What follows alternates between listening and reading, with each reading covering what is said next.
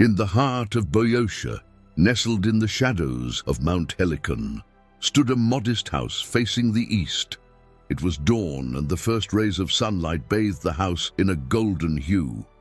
In the house resided Tiresias, a seer of unparalleled wisdom and foresight. Standing at his doorway stood a woman clutching the hand of her son. This was no ordinary woman. It was the water nymph Liriope, and while some would remember her, it was her son's name that would transcend through the ages. Liriope hesitated to interrupt the meditation of the seer. As if sensing her trepidation, Tiresias waved her in. Sitting on a perch before the seer, Liriope felt a chill down her spine as she looked at Tiresias's face. His eyes were white and sightless, like two pearls. But though he was blind, he saw more than any mortal on earth. Before she could introduce herself, Tiresias interrupted. "I know who you are," he said, turning his head as if observing a mystical thread of wisdom hidden from others. "And this is Narcissus. Great seer, I beg you to tell me, will my son lead a happy and healthy life?" Tiresias paused, contemplating several futures of the child. "Your child will grow to be the most beautiful of all men. But," he said, sensing the mother's happiness, "he will thrive, as long as he never knows himself." Her heart swelled with hope and fear as she clutched her son tighter, trying to decipher the seer's cryptic words. Liriope tried to ask what he meant, but Tiresias held up his hand and told her to leave. Until her dying day, Liriope never understood what Tiresias meant. But for Narcissus, it would determine whether he would enjoy a happy life or face a horrid death. Welcome to the mysteries of mythology, Narcissus. There are several versions of the Narcissus myth. In some versions, he is the son of the river god Cephissus and the nymph Liriope. In others, he is simply a mortal, blessed with unparalleled beauty and an ego to match. Narcissus's self-absorption is so legendary that it has given its name to a personality disorder. The term narcissism and its associated condition, narcissistic personality disorder, have deep historical roots. The first recorded use of narcissism in English traces back to a letter from poet Samuel Taylor Coleridge in 1822, in which he admitted his own struggles with the trait. Sigmund Freud further explored the concept in his seminal 1914 work on Narcissism, an Introduction. It entered the Diagnostic and Statistical Manual of Mental Disorders, DSM, in 1968, and remains recognized today.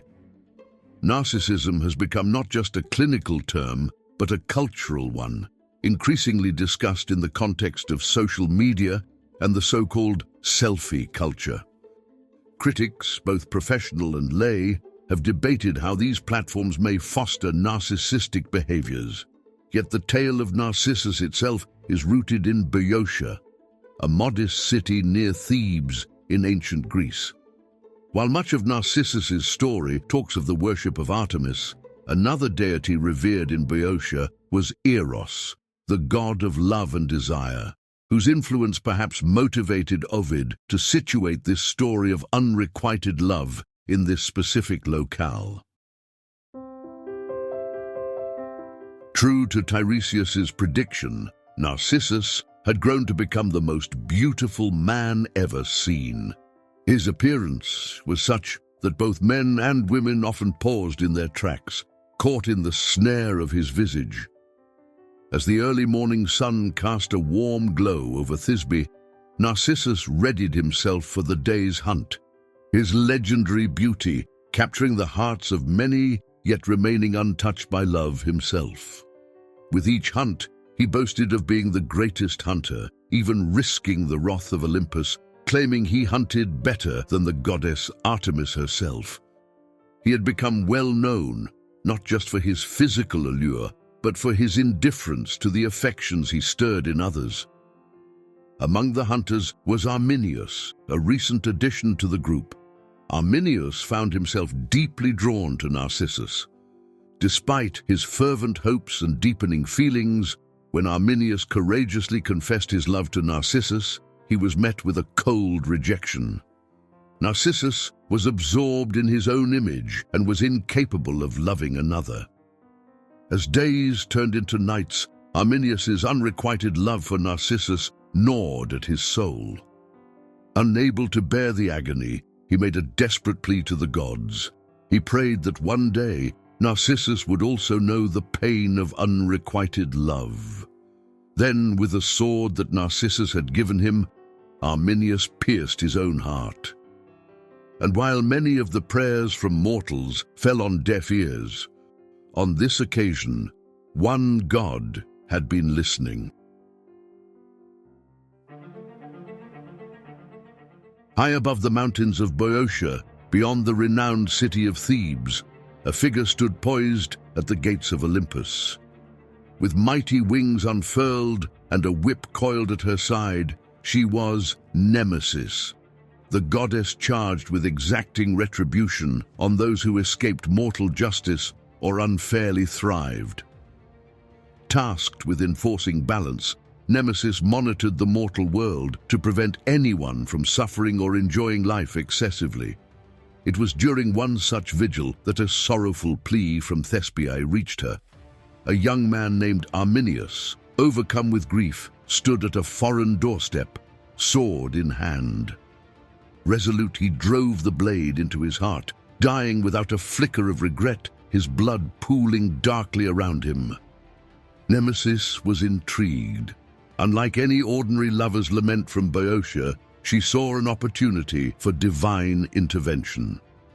The cause of this tragedy was a man named Narcissus, whose heartlessness she felt merited a lesson in humility.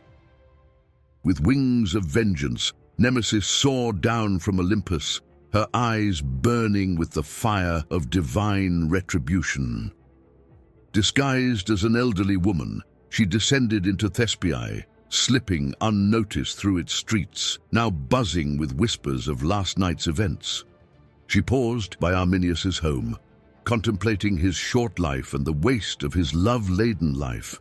His soul would journey to the morning fields to join others who wasted their lives in unrequited love. Nemesis's attention soon shifted to another scene of heartbreak. A woman, devastated, ignored her mother's soothing words. Through her tears, Nemesis viewed the memory of Narcissus rejecting her simple request at a feast, his haughty dismissal shadowed by his undeniable beauty. This was not an isolated incident.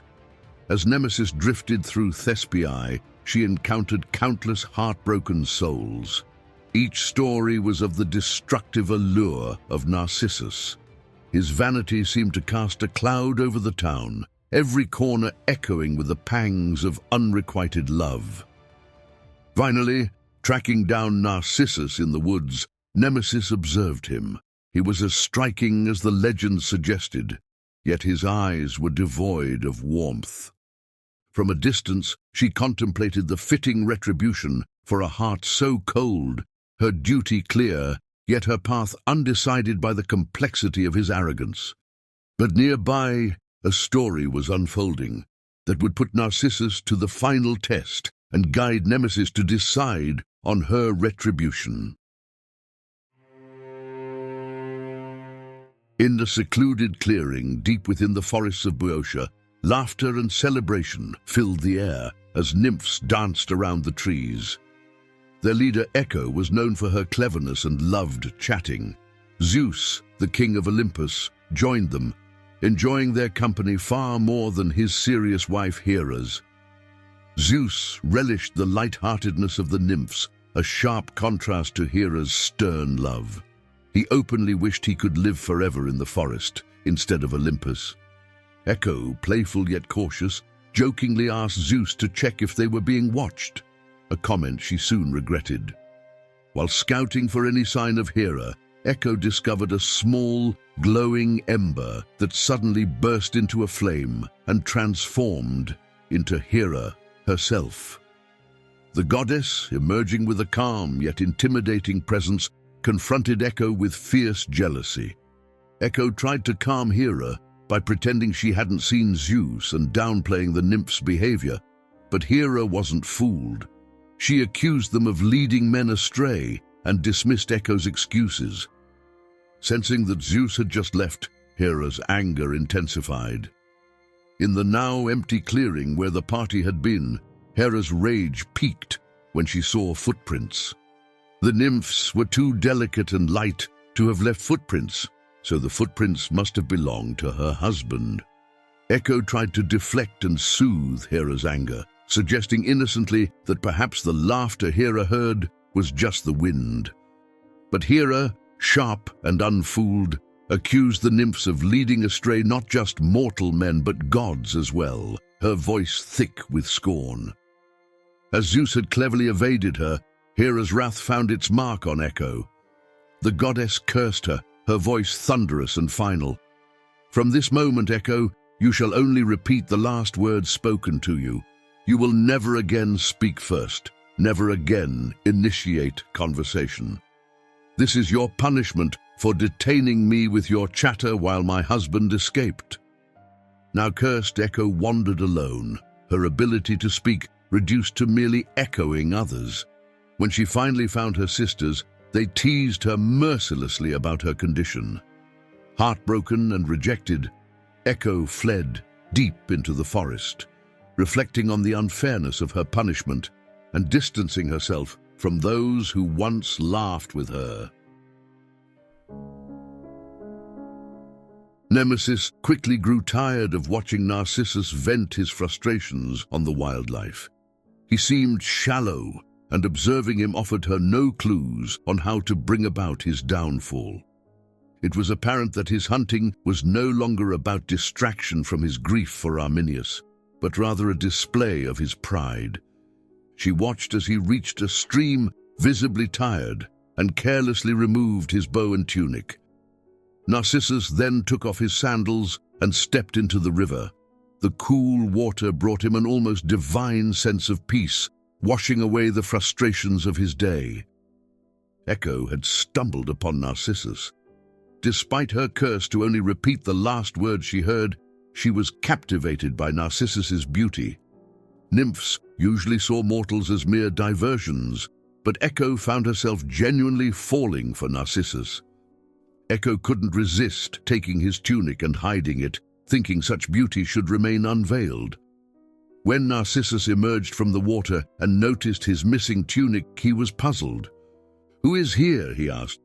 "Here," he heard in reply. "Come here," he called out. "Come here," the voice replied. Once more, Narcissus called out, "Avoid me not." Once again, the voice replied to his words. "Oh, let us come together," he cried. The voice repeated the words again. Echo, trembling with both fear and hope, emerged from her hiding spot. Her eyes, filled with longing, met Narcissus's cold gaze. She reached out to hold him. Frustrated by her echoes and believing he was too good for the nymph, Narcissus finally snapped, "I would rather die than have you love me," and stormed off, to which Echo could only cry, "Love me, love me." Echo's tears were her first ever, and they went unnoticed by all. Echo's feelings were so intense that her body withered away, and the only thing left behind were her bones and voice. Echo's voice kept living in the woods, and the hills are the place where she can still be heard. Nemesis smirked, not at the fate of Echo, but she had realized how to punish Narcissus. Well aware of the path Narcissus would take, Nemesis forged ahead through the dense forest and arrived at a secluded clearing bathed in the soft light of the afternoon sun. Here, she used her divine powers to conjure a small, enchanted pool, its surface smooth and reflective as glass. This pool was no ordinary body of water, but a carefully crafted trap, infused with a spell meant to captivate Narcissus with his own image. As the sun began to lower in the sky, casting long shadows through the trees, Narcissus, weary from his day's exertions and distracted by his thirst, wandered into the clearing. His eyes caught the shimmering surface of the pool, and he knelt beside it, leaning over to drink. The clear, cool water mirrored his face perfectly, and as he saw his reflection, he stopped short, struck by the sight. "Finally, someone worthy of my love," he murmured, his voice filled with a mixture of awe and relief. The man in the water gazed back at him with equal intensity, his beauty so profound that Narcissus felt an immediate and overwhelming attraction. He did not realize that he was admiring himself. The reflection was so perfect and still that it seemed entirely another person. Captivated, Narcissus lay by the pool, unable to tear his gaze away from the image in the water. Days turned into nights, and each morning found him in the same place, his eyes fixed on the never-wavering reflection. He spoke tender words to it, confessed his feelings, and grew increasingly frustrated when his declarations of love were met only with silent stares. And each time Narcissus reached to hold or kiss the bewitching figure, it disappeared. As time passed, Narcissus grew thinner, his body weakened by his refusal to eat or drink anything other than the small sips of water that did not disturb the beloved image. His strength faded as he became consumed by his own reflection, trapped by the very beauty he had always cherished above all else. In his final moments, Narcissus lay beside the pool, his life ebbing away, yet his eyes remained glued to the reflection, whispering love-struck words to the very end.